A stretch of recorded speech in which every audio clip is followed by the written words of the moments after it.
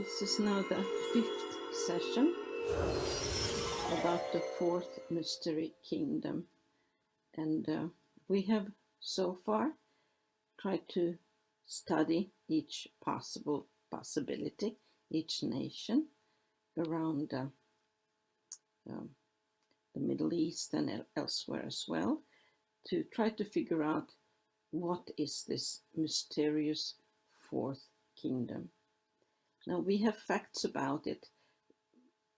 One is it's different from other kingdoms. It's a combination. So it breaks in pieces and bruises, all things.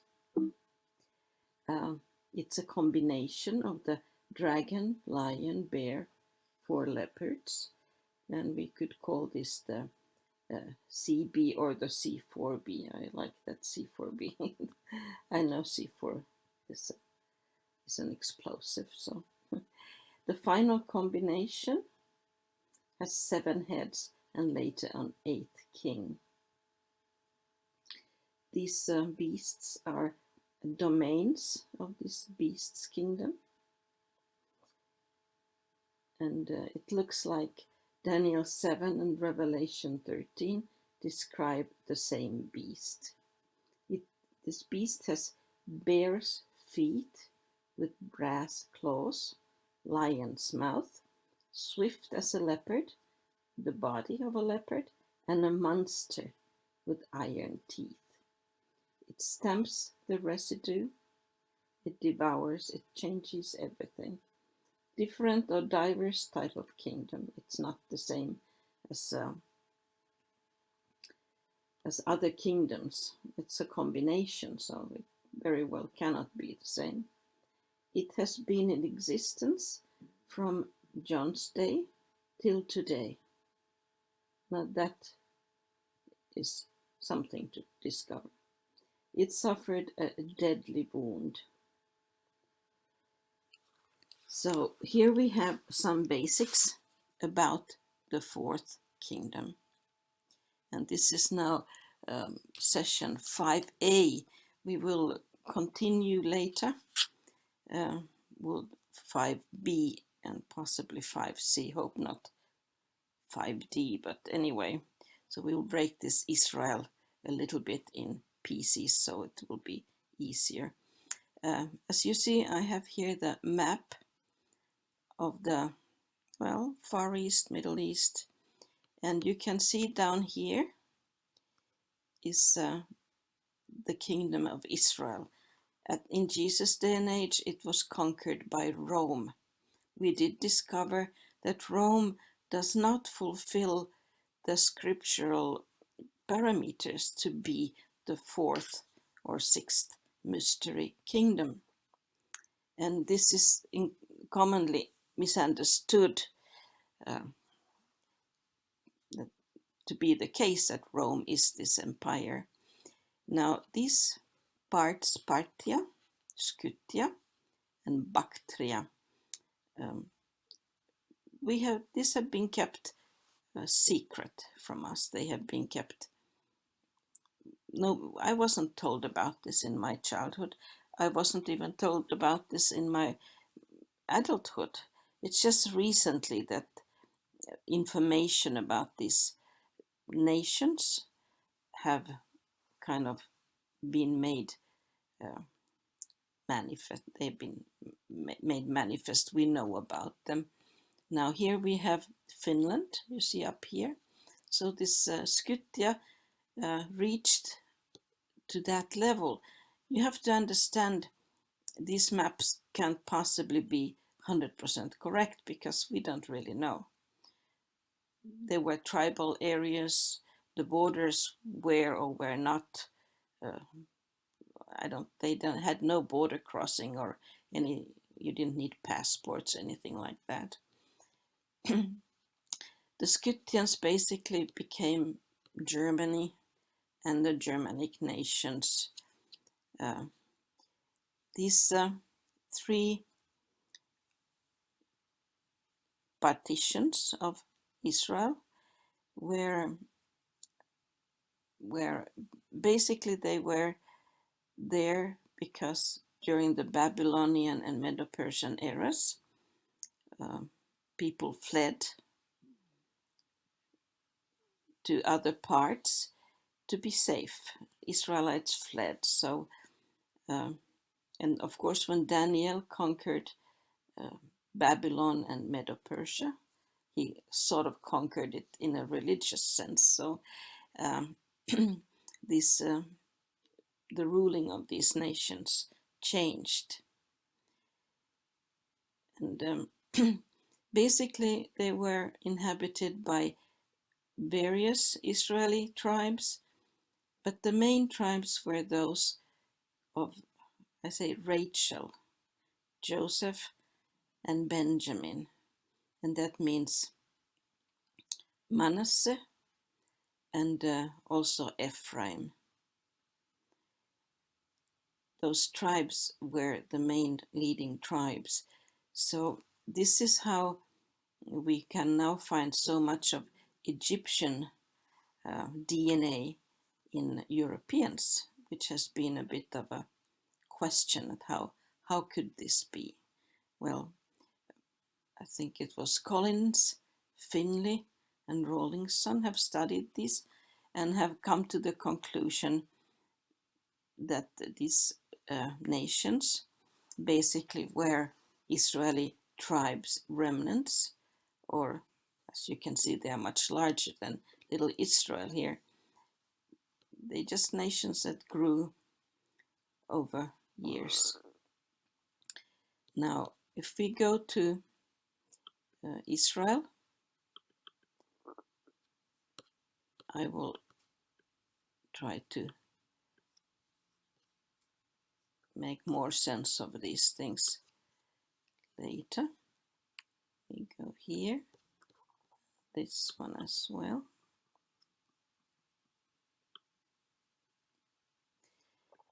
Now you can see Israel today has a new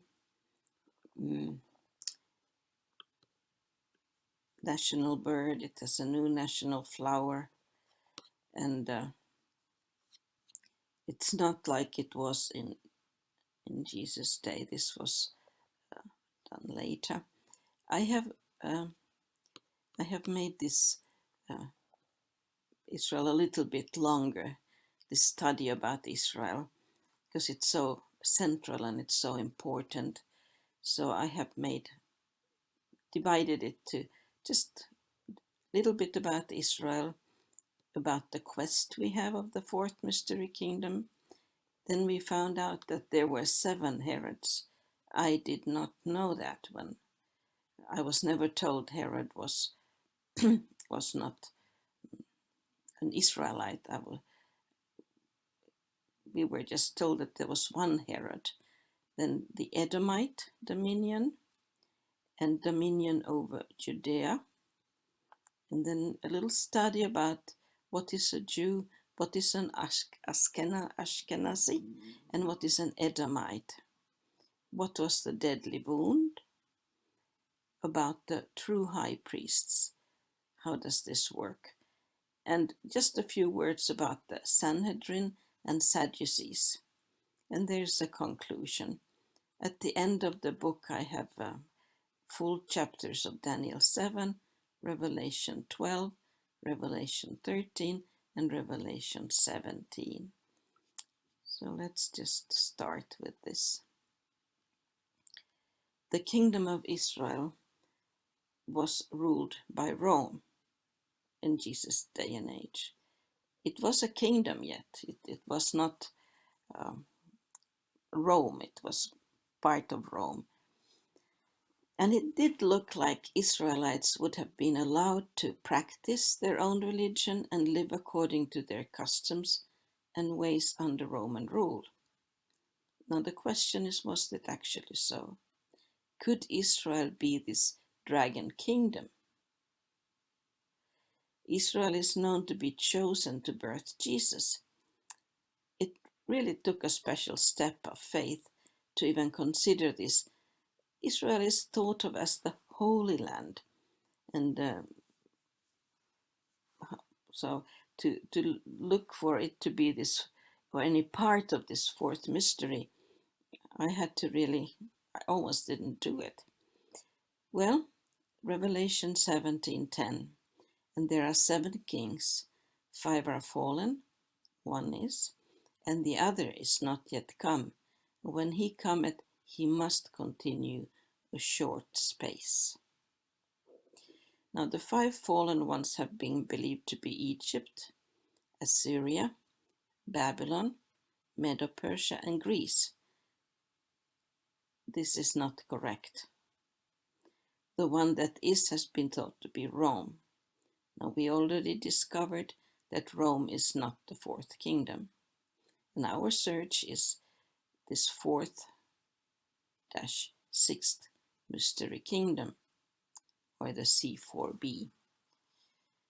I gave it a name. Now locally Israel was ruled by a king and a high priest. The word kings in Revelation 17:10 is thought to mean kingdoms, pagan empires that had ruled the world. This scripture, however, does not say empires, it simply says kings.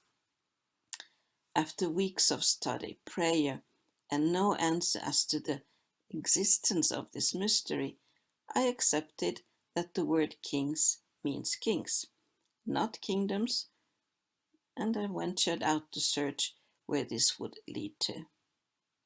The concordance defines this word also as kings. So Revelation 17:10 is about 7 kings of 7 kingdoms, or 7 entities that are ruled. The fourth mystery is different, so we don't know for sure, but it's 7 something that are ruled by 7 leaders. And what God revealed was sad and eye-opening. Never did I expect to find a truth so concealed as the truth about Israel. Yet it makes perfect sense.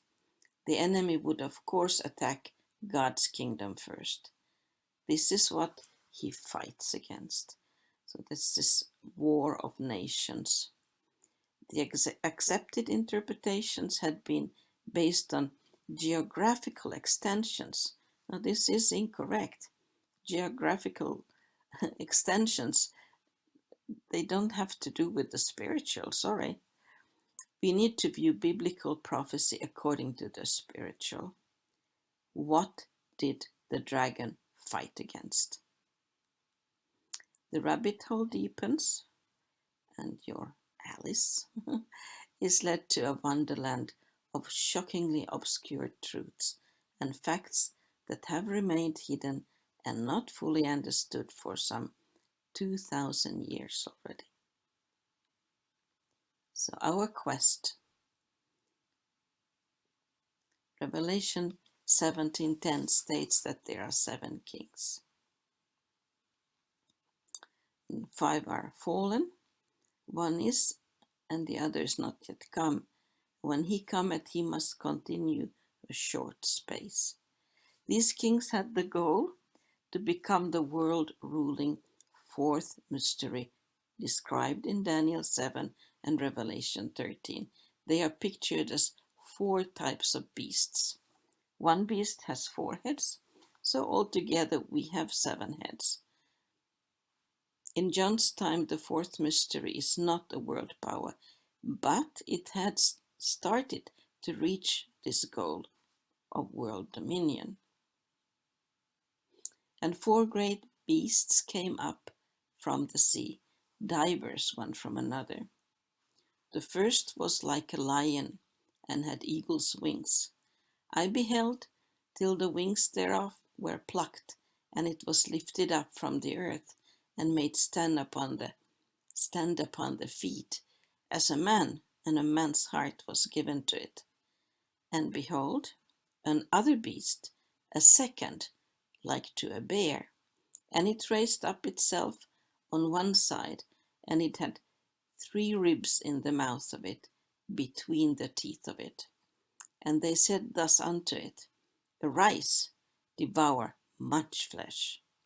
After this I beheld, and lo, another, like a leopard, which had upon the back of it 4 wings of a fowl. The beast had also 4 heads, and dominion was given to it. After this I saw in the night visions, and behold, a 4th beast, dreadful and terrible, and strong exceedingly, and it had great iron teeth. It devoured and brake in pieces, and stamped the residue with the feet of it. And it was diverse from all the beasts that were before it, and it had 10 horns. Then that's Daniel 7, scriptures 3-7. If you compare this with the Revelation, and the beast which I saw was like unto a leopard, and his feet were as the feet of a bear, and his mouth as the mouth of a lion. And the dragon gave him his power and his seat and great authority. Daniel 7:7 and Revelation 13:2 are about the same beast, a combination of 4 beasts, the C4B. It has in fact 7 heads, since one beast has 4 heads. The accepted interpretation of Daniel 7 and Revelation 13 has been that these beasts represent kingdoms. This is what has been thought so far. Babylon would be lion, Medo-Persia would be the bear, Greece would be the leopard, and Rome would then be the combination of these with the dragon. Well, this has not happened. This interpretation has flaws. The C4B describes a union of 4 empires, the 4th mystery kingdom. The different beasts exist in a time span, but the final combination of 4 exists at the time of the end, and has 4 kings, 4 men ruling it, not just one AC or Antichrist. The C4B describes the legs of iron that become the feet and toes. The 4th mystery kingdom of Daniel 2 is the same then. This beast is a merger of 4 different types of beasts, but there are 7 altogether, since one beast has 4 heads. Thus he said, the 4th beast shall be the 4th kingdom upon earth, which shall be diverse from all kingdoms, and shall devour the whole earth, and shall tread it down and break it in pieces. Daniel 7:23. Now, I want to go over some flaws of earlier interpretations that have been commonly accepted. Now, Rome is not the 4th kingdom. We studied that in this book, pages 43-48. And Pope is not the beast, a decoy at the best. According to Daniel 7:23, Rome should have conquered Parthia, if it would be this kingdom that conquers everything. It never did. There is no alliance between Rome, Babylon, Iraq, Medo-Persia, Iran, Iraq, and Greece.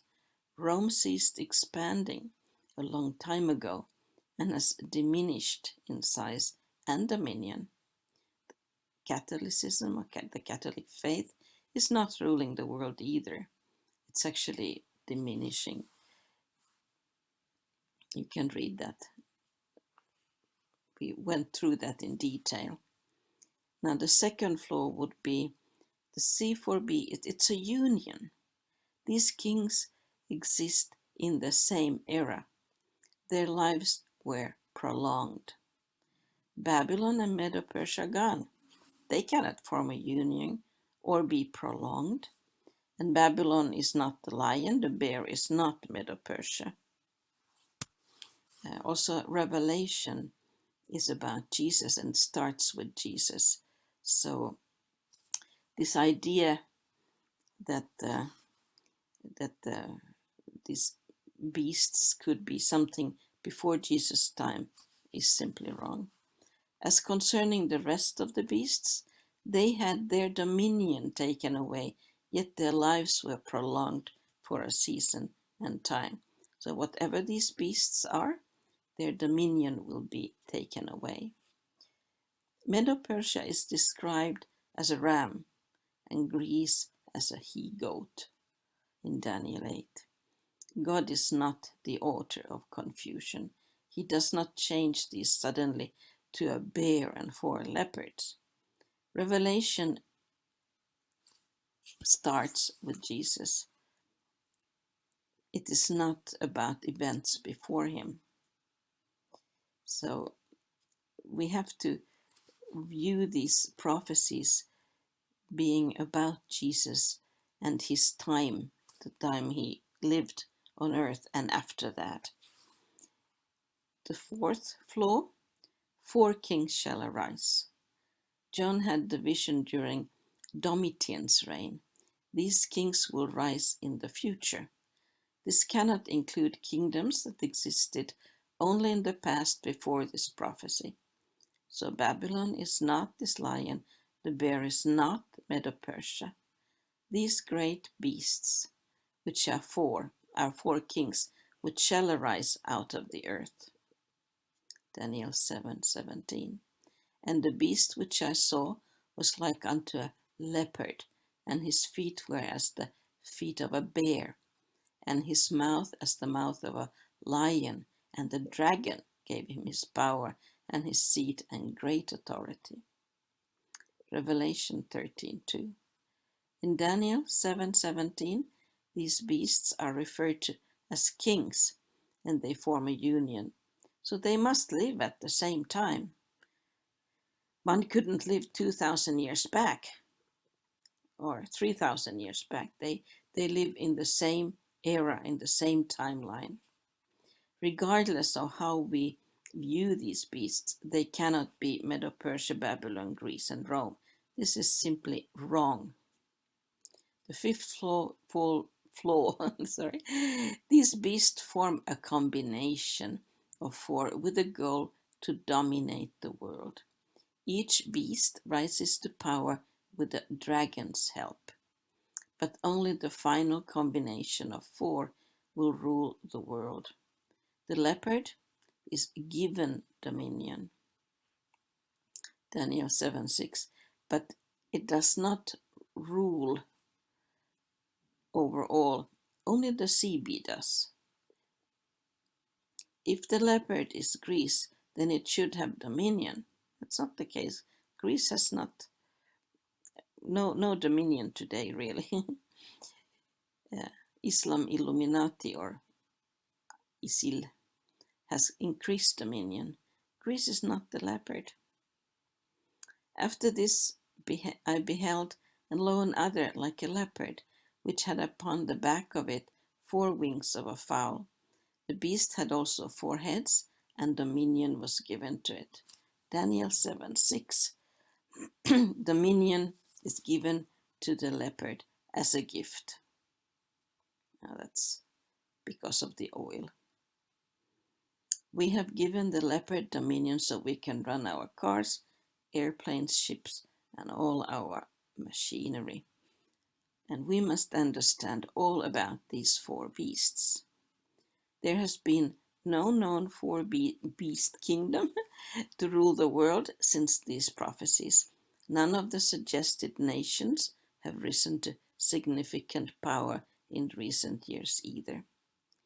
Then I would know the truth of the 4th beast, which was diverse from all the others, exceeding dreadful, whose teeth were of iron and his nails of brass, which devoured, brake in pieces, and stamped the residue with his feet.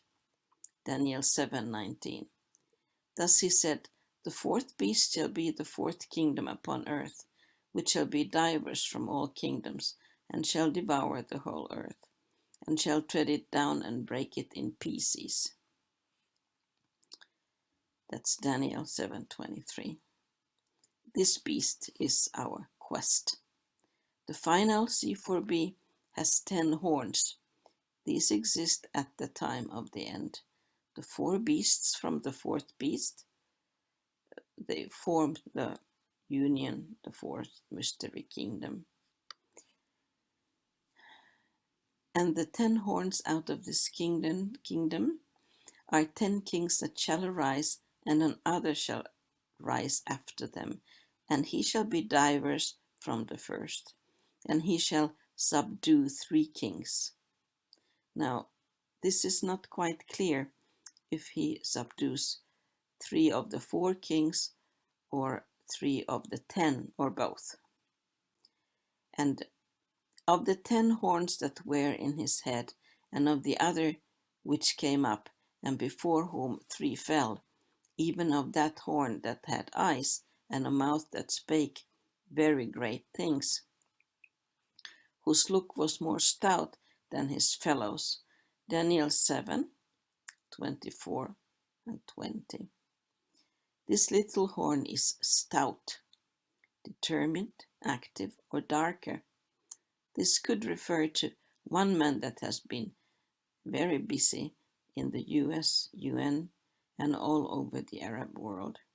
He is more stout, and he is very zealous about his Islamic faith, although he can't really have that faith. It's not possible because they don't accept varied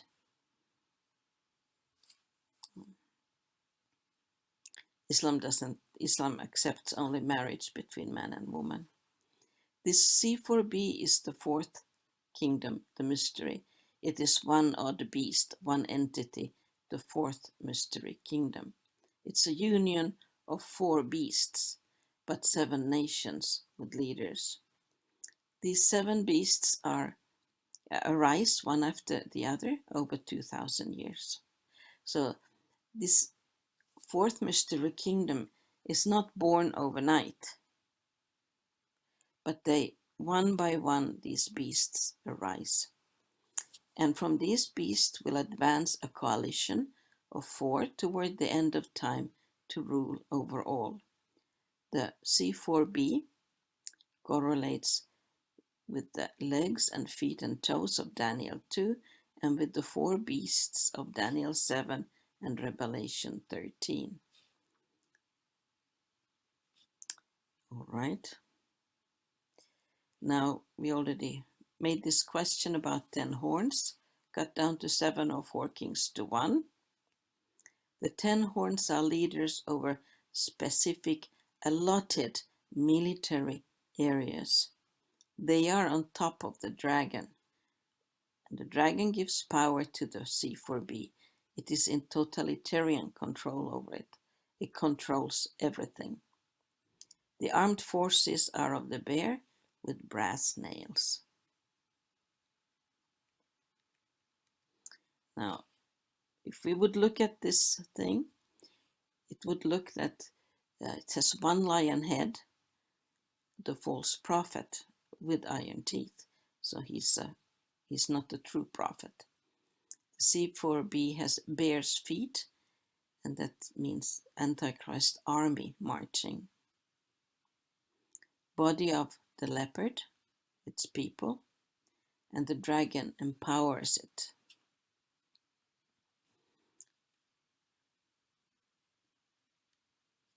So back to Revelation 17:10, in search of the 6th king. Did this king live in John's day? John wrote the Revelation on Patmos. This limits the time of his visions to Domitian's reign, 81 to 96 AD. That's about 15 years. Was there a 6th king to fulfill this Revelation 17:10 during those years? Romans had authorized a succession of Herods to rule Israel, Judea, and Edom. And these were not Jews, but Edomites. Huge surprise. 7 Edomite Herods. It looked like Jews could practice their own religion and live according to their own faith. Was the actual truth that the people holding the reins tried to cause as little friction as possible in order to accomplish their own secret agenda? It is very unusual in context with an occupied nation for it not to be forced to adapt to the customs of the dominant one. Was this truly the case? Were the Israelites allowed to live according to their faith? Or was there a sinister plan behind the scene of false serenity to fool the nation at large, or nations? Is this the method used to subdue nations? Adapt to their ways by using strategically familiar methods with a twist toward the dominant reign, as to gently or inconspicuously fool the nation into submitting. Israel still had a king and a high priest, but these were not obeying God or living according to the Torah. They were organized to obey worldly legislation, the powers in control, Rome and the Edomite kings.